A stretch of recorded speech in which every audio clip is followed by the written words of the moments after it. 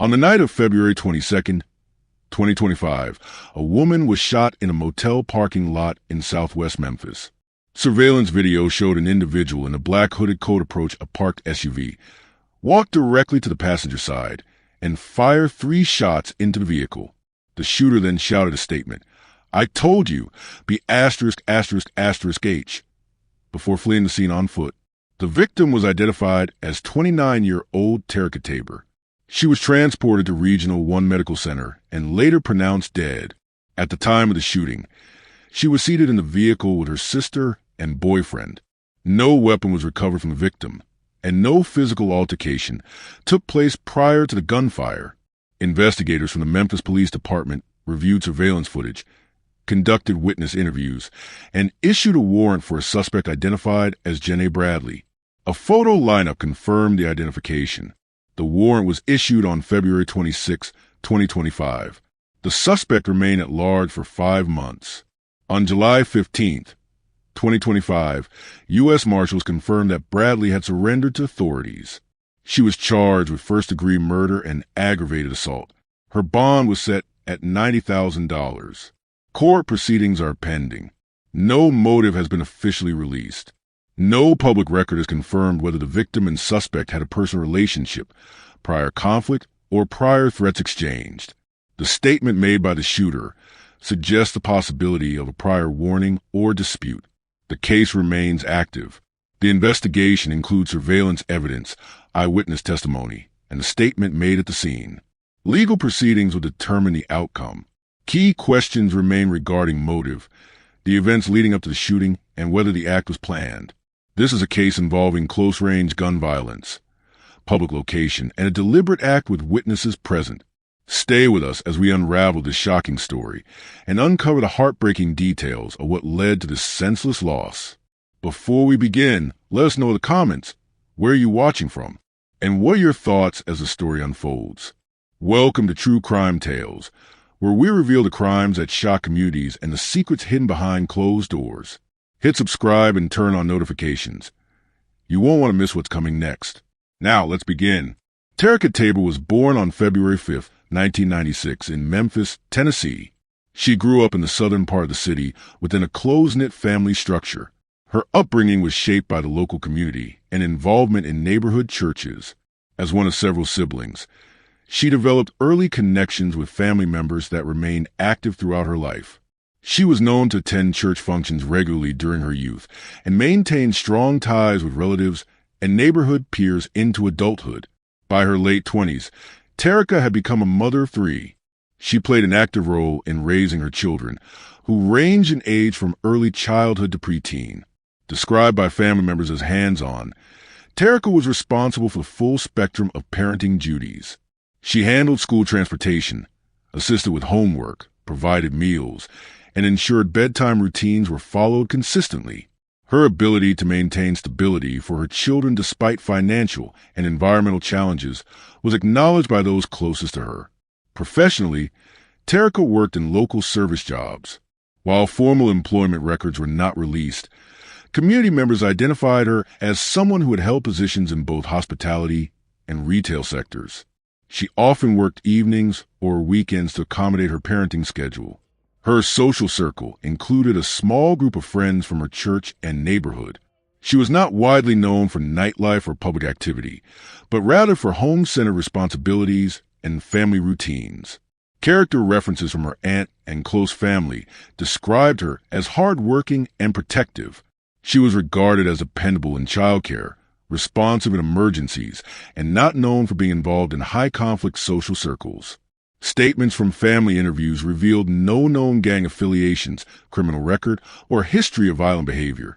Terica's life unfolded in Memphis, a city with a long-standing issue with gun violence, especially in underserved areas like southwest Memphis. By 2025, Shelby County continued to rank among the highest in Tennessee for homicides and aggravated assaults. That year, the Memphis Police Department recorded over 270 homicides, with many incidents taking place in or around low-income neighborhoods. Women of color in Memphis have often been victims of intimate partner violence and interpersonal disputes that escalate to fatal encounters. In many of these cases, warning signs, if present, are not formally addressed by authorities or social services. Underpolicing, combined with insufficient community mental health infrastructure, leaves many domestic tensions unresolved until a crisis occurs. The Starlight Inn, where Terica was killed, is located along South 3rd Street. The motel has a history of transient guests, low-cost lodging, and reported disturbances. Crime data collected from city records showed frequent police calls to the premises for drug-related incidents, assaults, and suspicious activity. It is unclear why Terica was at the Starlight Inn that night. Based on police reports and witness interviews, she was sitting in her vehicle with her sister and her boyfriend. Investigators noted that she may have been there to meet someone, attend a private gathering, or stop briefly while traveling from another location. The reason for the visit has not been publicly confirmed. Speculation circulated on social media, suggesting that there may have been a personal dispute between Terica and the suspect, Jenna Bradley. Posts referencing past arguments or conflicts were shared by individuals familiar with both women, but none of the content was officially verified. Investigators neither confirmed nor denied whether the two women had a prior relationship, though their familiarity is strongly implied by the events that followed. On February 22, 2025, shortly before 9:45 p.m., Terica arrived at the Starlight Inn with her sister and boyfriend. The three of them remained inside her 2007 Ford Edge in the parking lot. Surveillance footage reviewed by Memphis police captured a female figure, later identified as Jenna Bradley, standing at a stairway overlooking the parking lot. The woman wore a black hooded coat and was seen observing the vehicle. Moments later, the suspect walked toward the Ford Edge, approached the passenger side window, and opened fire. 3 gunshots were heard. Witnesses on the scene reported that the shooter shouted, "I told you, be *****H," after firing the rounds, then fled the scene on foot. Inside the vehicle, Terica was struck in the head by at least 1 bullet. Emergency calls were placed immediately by her companions. The 911 dispatcher received reports of an active shooting and a woman with a critical head injury. Emergency medical services arrived within minutes and transported Terica to Regional 1 Medical Center. Despite efforts by trauma staff, she was pronounced dead shortly after arrival. Memphis police cordoned off the area around the Ford Edge. Shell casings were recovered from the ground near the passenger side of the vehicle. Officers performed a trajectory analysis and inspected the vehicle for damage consistent with close-range shooting. The glass on the passenger window was shattered inward, indicating that the shots came from a few feet away. Surveillance footage from the motel's cameras provided visual confirmation of the shooter's path and approximate appearance. Investigators immediately reviewed the footage to determine entry and exit points. Based on descriptions and witness interviews, the suspect was believed to be known to the victim. Terica's sister and boyfriend, who were both in the car at the time of the shooting, were questioned by detectives. Terica's sister provided a positive identification of the shooter, naming her as Jenna Bradley, a woman known to the family. The identification was later confirmed using a standard 6-photo lineup administered by Memphis police. Hotel staff and other guests were also interviewed. Several witnesses corroborated the timeline and confirmed hearing the gunshots and verbal outburst. No other suspects were reported. Police ruled out robbery as a motive. Terica's purse, phone, and personal belongings were still in the vehicle and undisturbed. Detectives developed an early theory that the crime was personal in nature. The deliberate approach, targeted shooting, and spoken words indicated that the attack was premeditated and emotionally driven. The absence of forced entry, theft, or indiscriminate violence supported the theory that Terica was the intended target and that the shooter had a specific grievance. Jenna Bradley was identified by law enforcement as the woman responsible for the shooting death of 29-year-old Terica Tabor on February 22, 2025. At the time of the incident, Bradley was reportedly between the ages of 31 and 32. Law enforcement sources have not publicly disclosed any prior convictions or violent offenses on her record, though the investigation into her background remains open. Questions persist regarding her relationship with the victim. Unconfirmed reports from local sources and public speculation point to a possible connection between the two, ranging from a prior acquaintance to a potential dispute over a shared partner. Authorities have not verified the nature of their relationship. Following the shooting, Bradley was observed on surveillance video fleeing the scene. Witnesses described a woman wearing a black hooded coat who approached the passenger side of Terica's parked vehicle and fired 3 shots at close range. The shooter shouted a verbal threat, "I told you, be ****H," before fleeing on foot. No arrest was made that night. Over the next 4 days, detectives reviewed surveillance footage and conducted interviews with the victim's sister, who had been inside the vehicle at the time of the shooting. She later identified Bradley in a photo lineup. On February 26, 2025, the Memphis Police Department obtained a warrant for Bradley's arrest on charges of first-degree murder and aggravated assault. However, by that time, Bradley had already left the area. Her location was unknown. Following the issuance of the warrant, Memphis police were unable to locate Bradley. As leads began to stall, the case was escalated and transferred to the U.S. Marshal Service. She was classified as a fugitive. Investigators contacted known associates and family members in an effort to determine her location. It remains unclear whether any of those individuals assisted in harboring her or obstructed the investigation. No charges have been filed against third parties as of this writing. The marshals initiated a multi-state manhunt, treating the case as a high-priority fugitive recovery. Despite their efforts, there were no public updates or sightings for several months. Investigators suspected Bradley may have remained in Tennessee or fled to neighboring states. Law enforcement sources considered a possibility that she was utilizing burner phones or changing locations frequently to avoid digital detection. There was also consideration given to whether she may have used false identities or had outside help in evading capture. During the 5 months following the murder, Jenna Bradley remained a wanted fugitive. The lack of public movement led to increased scrutiny from the local community and concern from Terica Tabor's family, who continued to press authorities for accountability. Law enforcement continued their efforts using several strategies. This included cell tower triangulation, monitoring social media activity, reviewing financial records, and cross-referencing travel databases. However, Bradley's digital footprint was minimal, suggesting purposeful avoidance. On July 15, 2025, after nearly 5 months on the run, Bradley surrendered to authorities. Investigators reportedly established contact with her through intermediaries and persuaded her to turn herself in. The specific terms under which she surrendered, whether legal counsel was involved or she negotiated any conditions, have not been made public. Bradley's surrender took place at an undisclosed location. According to reports, she was taken into custody without incident. No public statement was released by her or her legal representatives. Following her arrest, she was charged with first-degree murder and aggravated assault. A bond hearing was held shortly after her arrest. The court set her bond at $90,000, a figure that drew mixed reactions from observers given the severity of the charges. As of July 2025, Bradley remains in custody. Court proceedings are underway, with additional hearings scheduled. These include an arraignment, bond review, and preliminary trial dates. While law enforcement worked to detain Bradley, Terica Tabor's family began mourning her loss.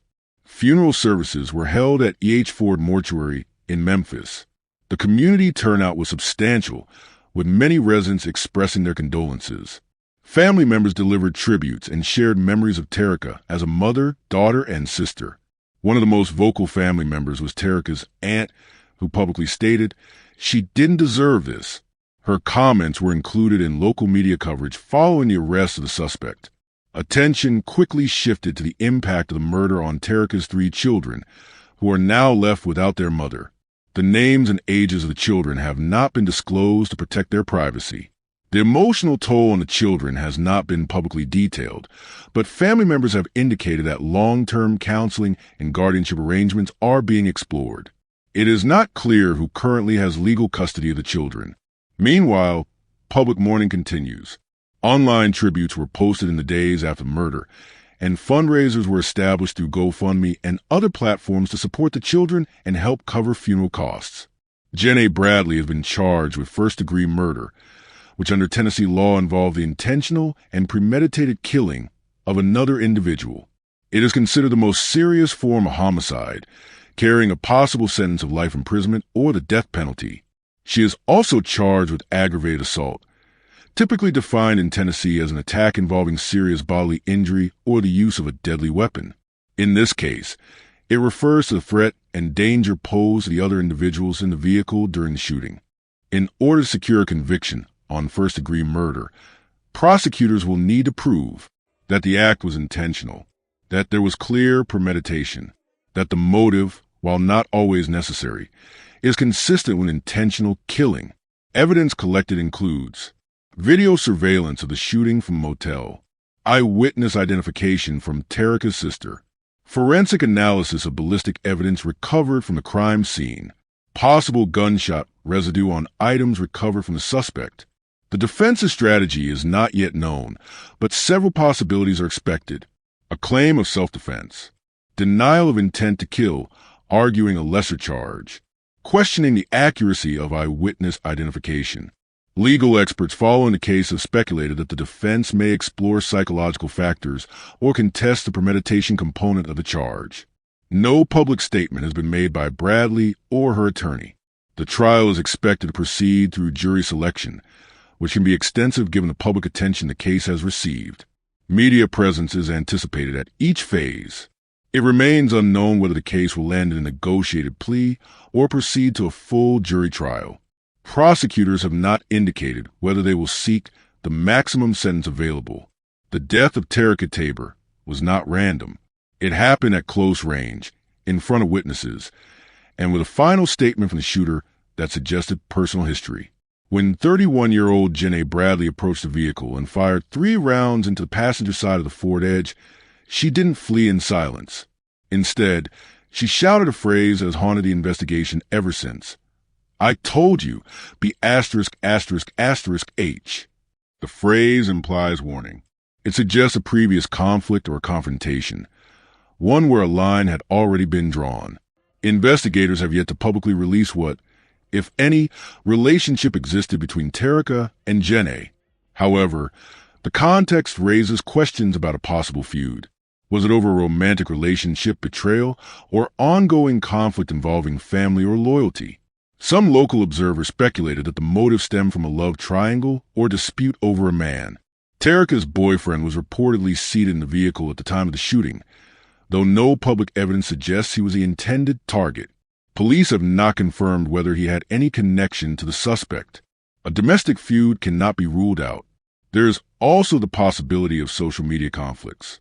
In other cases, digital footprints have revealed deleted posts, threats issued through private messages, or public arguments escalating toward real-world violence. In this instance, no social media records have been publicly disclosed. If messages were exchanged or deleted before the shooting, they have not been referenced in court filings. Jenna Bradley's psychological profile is still largely unknown. There's been no official report from a mental health expert, nor has any diagnosis been publicly shared. It is also unclear whether she has a documented history of trauma or past violent behavior. What is known is that she remained a fugitive for nearly 5 months before surrendering to law enforcement. That period of absence may have given her time to reflect or time to plan. Authorities have not revealed whether she had outside assistance while in hiding. The statement she made at the scene, "I told you, be asterisk, asterisk, asterisk, H," may become a focal point in her trial. Prosecutors may interpret it as premeditated intent, proof that she had threatened Terica before and followed through on that threat. Defense attorneys could challenge its context or argue diminished capacity. Regardless, the motive remains officially undetermined. The reason behind Terica Tabor's death, though it appears deeply personal, has not been made explicit by law enforcement or the courts. The case highlights a broader pattern: the growing rate of gun violence among women, particularly black women, that often receives less public attention. When black women are victims of interpersonal violence, whether from partners, acquaintances, or even other women, their stories tend to disappear quickly from headlines. The murder of Terica Tabor reveals gaps in how these cases are handled, reported, and remembered. Community advocates in Memphis have previously raised concerns about escalating violence involving women. In neighborhoods where systemic poverty, limited mental health services, and underfunded schools converge, Interpersonal disputes can escalate without intervention. Whether this tragedy was preventable is now a central question. The motel where the shooting took place, Starlight Inn, has a prior history of disturbances and violent incidents. Some locals report minimal security presence and a lack of surveillance in high-risk areas. It is unclear whether the motel had any policies in place to prevent violent encounters or if law enforcement had been called to property in the days prior. On the policing front, the initial response to the shooting was swift. Memphis Police Department, MPD, secured the scene, collected surveillance footage, and quickly identified a suspect. A photo lineup was used, and Terica's sister identified Jenna Bradley as the shooter. A warrant was issued within 4 days. However, Bradley remained a fugitive for nearly 5 months. That delay raises questions about jurisdictional cooperation, manpower, and resource prioritization. Once the U.S. Marshals Service took over the case, she was persuaded to surrender. Whether local police exhausted all avenues during the early months remains unknown. This case illustrates the complexity of collaboration between municipal departments and federal fugitive task forces in homicide investigations. It also reveals how time lost in an arrest may affect public perception of justice being served. Jenna Bradley is now in custody, charged with first-degree murder and aggravated assault. Her bond has been set at $90,000. Legal proceedings are underway, with the next hearing expected to address bond reduction requests and the official scheduling of a preliminary trial date. If convicted of first-degree murder in Tennessee, Bradley could face life in prison. The state statute requires prosecutors to prove that the murder was intentional and premeditated. Surveillance footage, eyewitness accounts, and her spoken words at the crime scene are likely to be central pieces of evidence in the prosecution's case. For Terica's family, especially her 3 children, the aftermath of her death has only begun. The children are now without their mother, and questions remain about their care and psychological well-being. Family members may seek counseling support, but long-term trauma for minors in violent loss scenarios is well documented. A civil lawsuit against the shooter is a possible next step for the family. While criminal charges address justice on behalf of the state, civil proceedings could allow the family to pursue financial compensation for wrongful death and emotional distress. Still, the larger question remains: can justice ever be enough? For some families, no sentence or ruling can fill the void left by a lost loved one. For others, a conviction and life sentence may represent accountability. Either way, community discussions on healing and closure will follow the trial's outcome. At the core of this story are unanswered questions.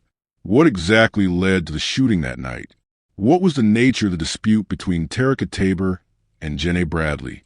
Was this the result of an ongoing threat that authorities missed, or did the situation escalate without warning? What were Terica's final words? Was there time for her to say anything before the fatal shot? Witnesses may eventually reveal more details, but for now, that part of the narrative remains unclear. There's also the matter of delay. Jenna's 5 months as a fugitive. Was that a result of limited resources or missed opportunities by law enforcement? How might that delay affect public trust in the process? Terica Tabor's life extended far beyond the circumstances of her death.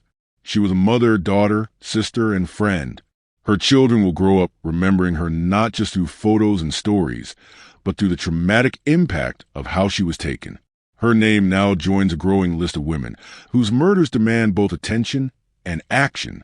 This story reflects deeper systemic issues: gun violence, gaps in justice, and the recurring invisibility of Black women in homicide cases. The legal system will determine guilt or innocence, but long after the verdict, the community will still be asking, why did this happen, and what could have stopped it?